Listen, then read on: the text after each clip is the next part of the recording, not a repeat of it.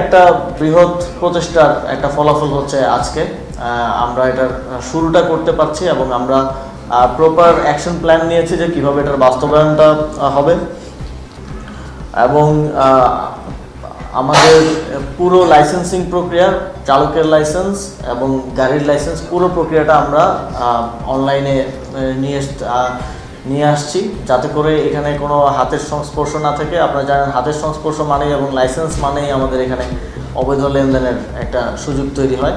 আমরা আমাদের রিক্সা চালকরা যারা এই ট্রানজিশনটা করবেন, এই অ্যাডপশনটা করবেন, তাদের উপরে কোনো বাড়তি চাপ যেন না হয় সেটা নিশ্চিত করতে চাই এবং পুরো প্রক্রিয়াটা অনলাইনে হবে। রিক্সা অ্যাপ নামে আমরা একটা অ্যাপ ইন্ট্রোডিউস করবো এবং একটা ওয়েবসাইট থাকবে, তার মাধ্যমে পুরো প্রক্রিয়াটা হবে।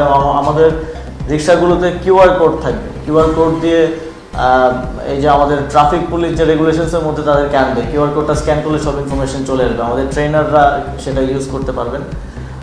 তো এই পুরো টেকনোলজিক্যাল হেল্পটা আমাদেরকে ফার্স্ট ভাই শুরু থেকে করে আসছেন। আমরা প্রাথমিকভাবে দুইটা সিটি কর্পোরেশনের দুইটা অঞ্চলকে রেগুলেশনসের মধ্যে নিয়ে আসবে এবং ওই দুইটা জোনে আমরা নির্দিষ্ট সংখ্যক ওইটা অ্যাসেসমেন্ট করবে আমাদের দুই সিটি কর্পোরেশন, নির্দিষ্ট সংখ্যক অটোরিকশার মাধ্যমে শুরু করব এবং এটা কখনোই আনলিমিটেড হবে না। এখন যেরকম কোনো নিয়ম নেই, তো আপনি চাইলেই কালকেও 10,000 রিক্সা ঢুকে দিতে পারবেন ঢাকায়।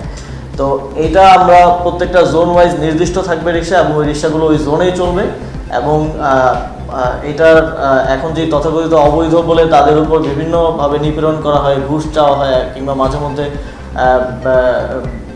শাস্তিমূলক ব্যবস্থা যাওয়া হয়, এটা আর থাকবে না। যারা এই অ্যাডাপশনটার মধ্যে অ্যাডাপশন করে নেবে এই নতুন রিক্সাটা, তাদের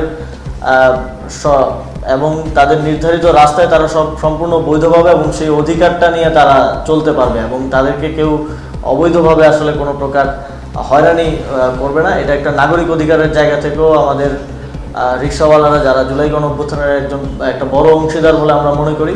যখন আমরা আহত হচ্ছিলাম, আমাদের শহীদ ভাইদেরকে যথাস্থানে পৌঁছে দেওয়া, আহতদেরকে হসপিটালে নিয়ে যাওয়ার ক্ষেত্রে তারা জীবন বাজি রেখে বন্দুকের গুলির সামনে থেকে তারা তখন অংশগ্রহণ করেছেন। তাদেরকে একটা ট্রিবিউট হিসেবে তাদেরকে এই যে অবৈধ বলে তাদেরকে ডিহিউম্যানাইজেশনের যে একটা জায়গায় তারা ছিলেন, সেই জায়গা থেকে একটা ট্রানজিশনের মাধ্যমে নাগরিক অধিকার এবং বৈধভাবে তাদের যেই রুটি আয় করার যেই সুযোগ সেটা আমরা করে দিতে চাই, অন্তর্ভুক্তি থাকে এবং কাজ করার সুযোগ থাকে। আমাদের দেশে এই আইডিয়াটা সেভাবে ছিল না, প্রাইভেট সেক্টরে কিছু কিছু জায়গায় হয়তো আছে, কিন্তু সরকারিভাবে আমরা শুরু করেছি। আমাদের একটা উপলব্ধি হয় যখন 5ই আগস্টের পর কোনো আইন শৃঙ্খলা ছিল না দেশে, তখন ট্রাফিক কন্ট্রোল করেছিল আমাদের স্টুডেন্টরা, তারা এগিয়ে এসেছিল। তাদের মধ্যে ওই সচেতনতাটা, ওই স্পৃহাটা আছে। সেই জায়গা থেকে আমরা অবশ্যই স্বরাষ্ট্র মন্ত্রণালয়ের সহযোগিতায় প্রায় 1000 পুলিশের সহকারী হিসেবে ট্রাফিকে স্টুডেন্টরা এখন কাজ করছেন। একটা নির্দিষ্ট কর্মঘণ্টার বিনিময়ে একটা নির্দিষ্ট অনারিয়াম তারা পাচ্ছেন এবং সেখান থেকেই ইন্সপায়ার্ড হয়ে আমরা আরও বিভিন্ন জায়গায় এটাকে ইয়েটা বাস্তবায়ন করতে চাই। সেই জায়গা থেকে আজকেও যারা মাস্টার ট্রেনার হিসেবে ট্রেনিং নেবেন, সেখানে একটা বড় অংশ স্টুডেন্টরা আছেন এবং এখানে পুলিশের সদস্যরাও ট্রেনিং নেবেন এবং তারা পরবর্তীতে আমাদের রিক্সা চালকদেরকে ট্রেন করবেন এবং লাইসেন্স প্রাপ্তির জন্য তাদেরকে প্রস্তুত করবেন।